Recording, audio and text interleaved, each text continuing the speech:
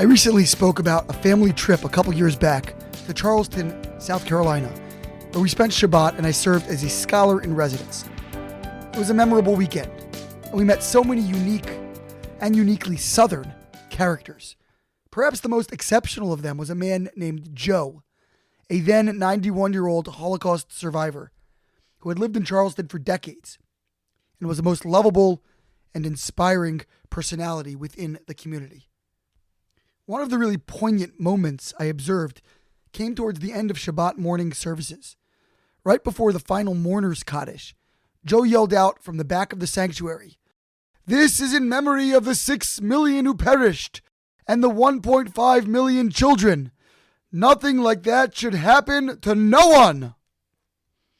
I don't know if this happens every week, but no one appeared surprised by the pronouncement.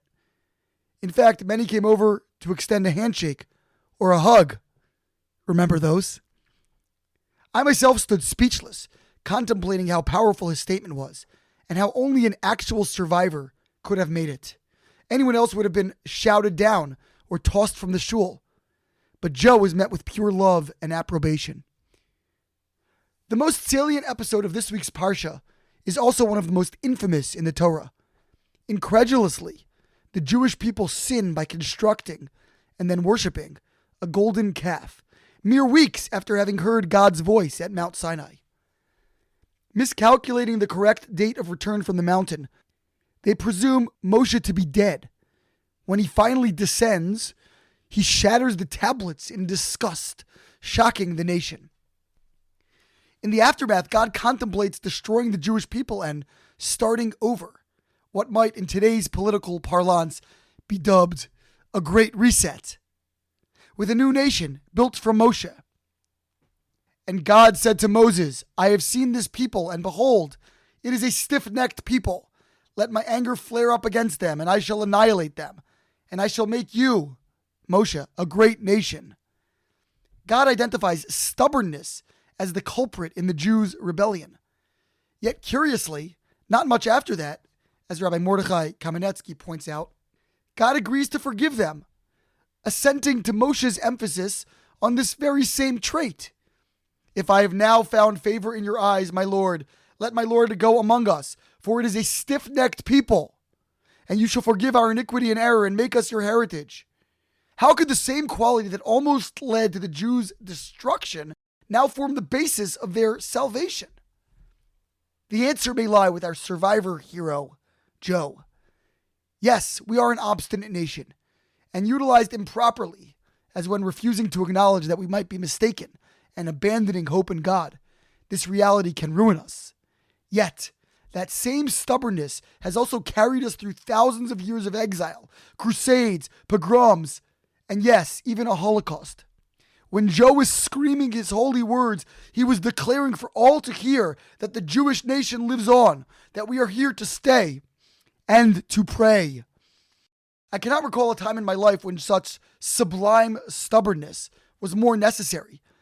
In a hyper-relativistic, post-truth era, when society assails the fixed moral standards that have bioed generations, it takes a great degree of chutzpah to retain allegiance to such an unyielding code.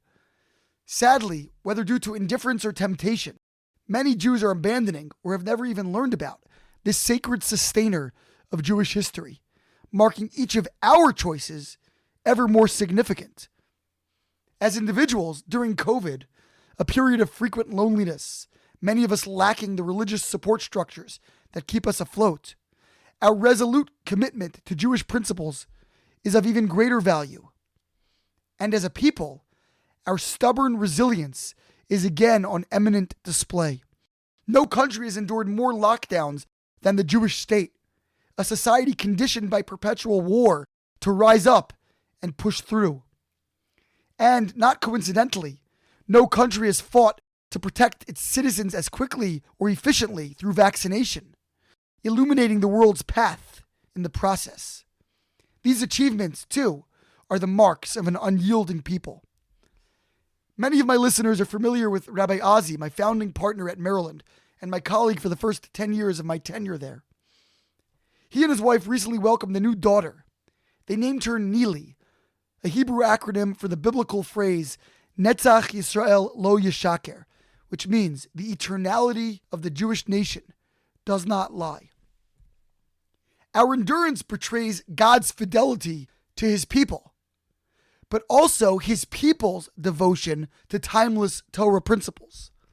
We may face incessant, even existential threats, but from Jerusalem, Israel, to College Park, Maryland, to Charleston, South Carolina, the stiff-necked people lives on.